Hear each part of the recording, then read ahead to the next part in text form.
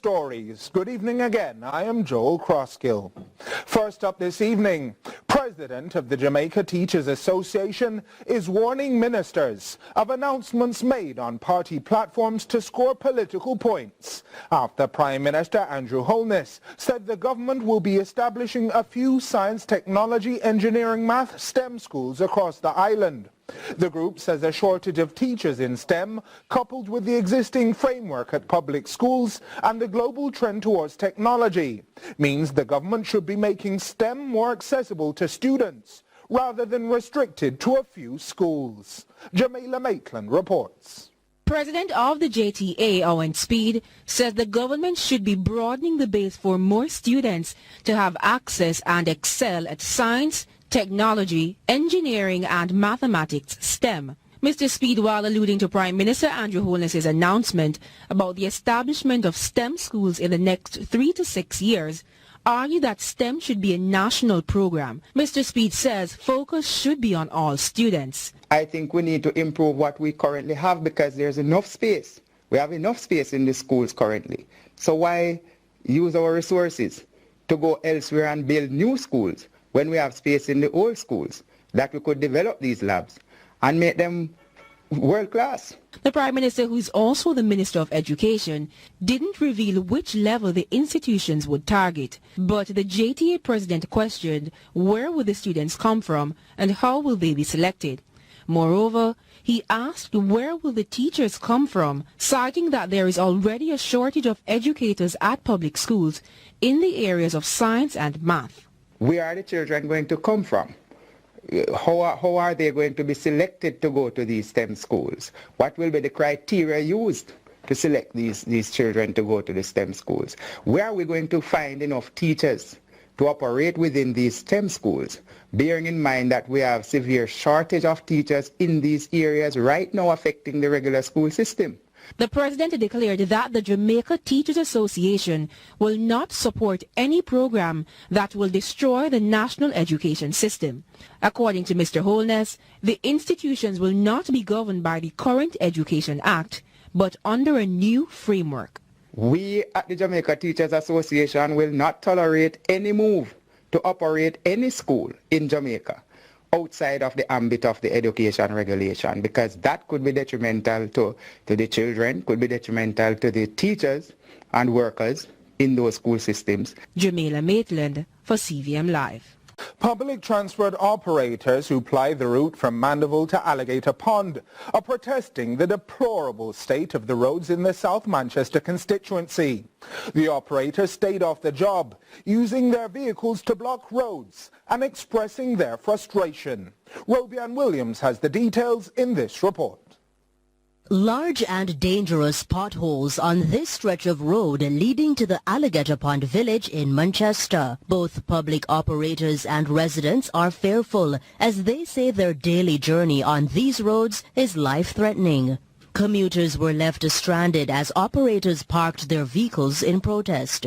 We have 2 taxis on the road, 2 taxis, and because of the condition of the road to go upon, we have to take them off the road. Because I lose, I make no money. The councillor said he might go sort out. If he sort out, we don't get no justice for him all now about the road, right? And this morning now when we get up, I say, boy, we have to go lock it down this morning. We have to block the road this morning because we want to hear about the road. Then some money grant for the road, we don't hear nothing more. Andrew Holness, Desmond Mackenzie, I get to understand that Stuart MP got 30 million for the from here to pan. That cannot do it. Give him 100 more million for that.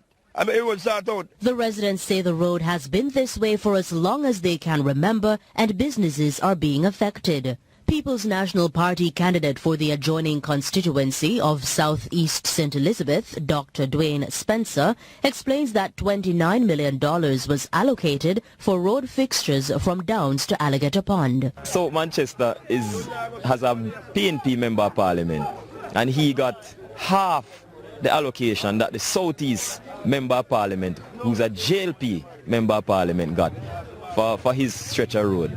Now, this is what we think is somewhat unfair. Now, the road is going to be fixed. As to when the government will release this money to the member of parliament to get this done, we don't know.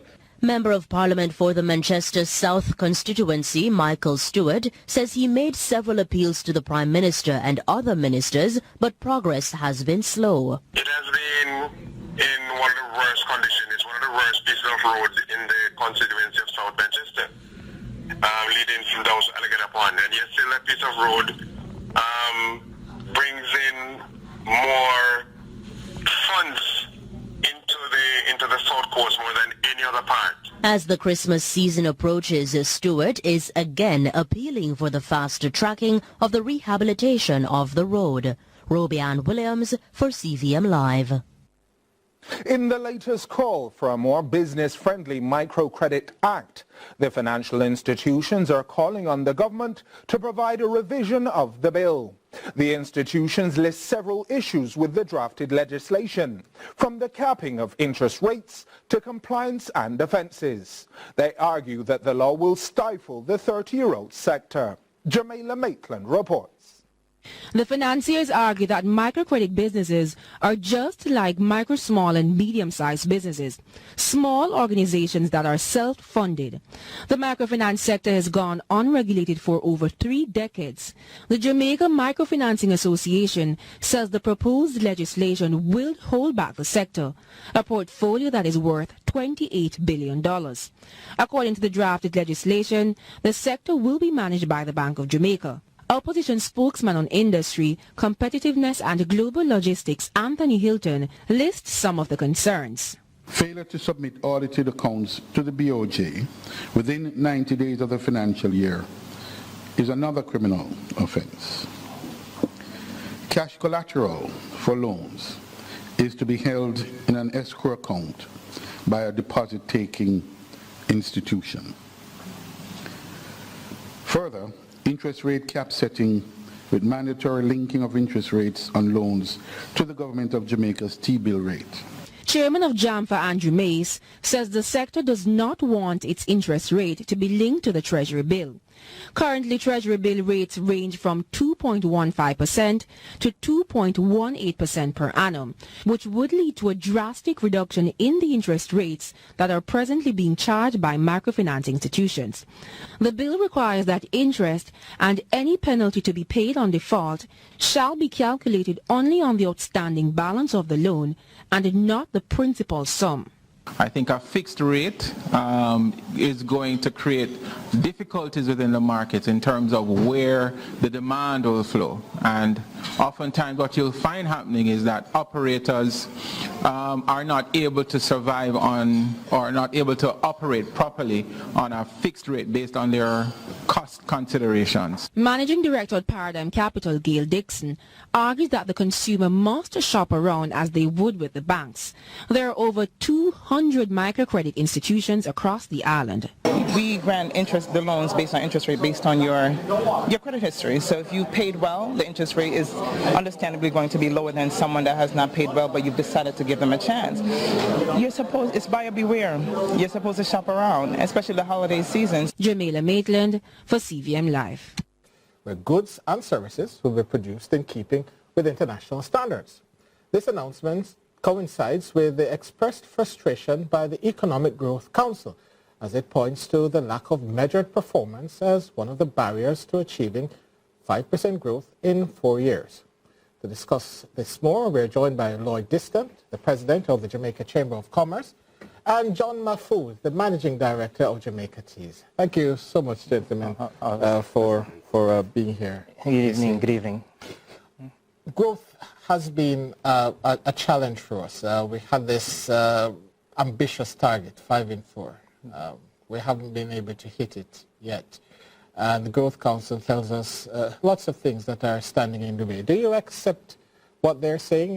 There is this issue of permanent secretaries holding people accountable in government, etc., etc., etc. Let's start with you, Lloyd. Okay.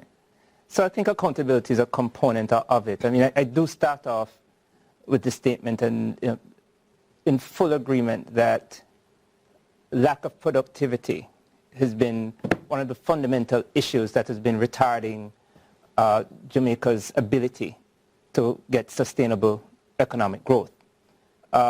But there are a myriad of things that are behind that, and there are some responsibilities that we as the private sector have, and there's some responsibilities that we believe the government has as well. We know that some businesses and institutions in Jamaica have achieved world-class productivity. I mean, some of the things that we see taking place in the improvements in and the investments taking place at companies like Wysinco, Grace, Jamaica Teas, and Freeform Factory that have gone through some work, not only in terms of investments, but working along with the Jamaica Productivity Center. We know that ability to achieve it is there. So Jamaica Teas has been one of the productivity successes, is that right, Mr. Mufu? Well, I thank Lloyd for that compliment, but I'm not sure. We are so small, but what I would like to say something. I would say that back when the government announced the establishment of the Economic Growth Council, remember we were under serious IMF constraints. We have to also recognize that Jamaica is a very, very small island nation with not very much natural resources or manufacturing or agricultural base. So it was always going to be very, very difficult to achieve the target of 5% growth in 4 years. But I think if both the Economic Growth Council and the Prime Minister had laid out to the country the road that was going to take us to that, the 5 and 4, and they constantly updated us and told us where we were doing well, where we were not doing well, what were the impediments. Then they could Isn't that what they're doing? Isn't that what Michael Lichin does all the time? No, you can't do that 3 years down the road and blame the permanent secretaries. It's much, much bigger than that. So I would have said, along the way, take the Jamaican population. They didn't do it right. That's what you're saying. They should have taken the Jamaican population with them and got rid of those problems way, way long ago and not just put it on the permanent secretaries. They report to members of parliament and ministers. Gentlemen, they haven't mentioned those problems. We've covered that, but within this conversation of productivity, on a personal level, with your own projects, your own companies, what hindrances do you see on a daily basis to productivity?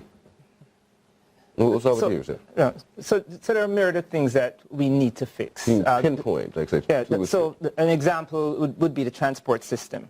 Right? So employees coming to work, we, in fact, recently in one of the businesses I'm involved in, had a conversation with all our employees about business starts at 9, or customers expect us to be there at 9. So if you're not arriving there and you're opening up a retail establishment at 9:15, 9:30, you're not only affecting the productivity of our organization, you're affecting the productivity of our customers who are coming. So the transport system is one clear example. Public sector transformation, we talk about it, but we've not fully achieved, we've not achieved much in terms of public sector transformation. That's a major issue in terms of impact on productivity for many of us in the workplace. Just movement of human capital from point A to point B. So the movement of human capital is one component of it. The ability to get your business done in the time that you may have allotted, that is reasonable to get it done. So sitting in a tax office for half a day or sending somebody to sit in a tax office for half a day is not productive use of the time of our employees. So those kinds of examples are certainly put on the table.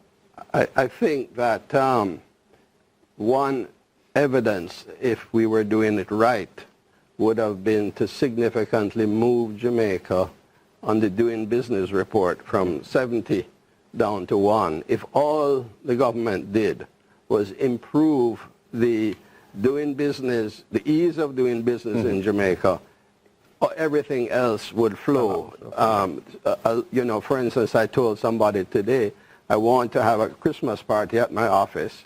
I have to go to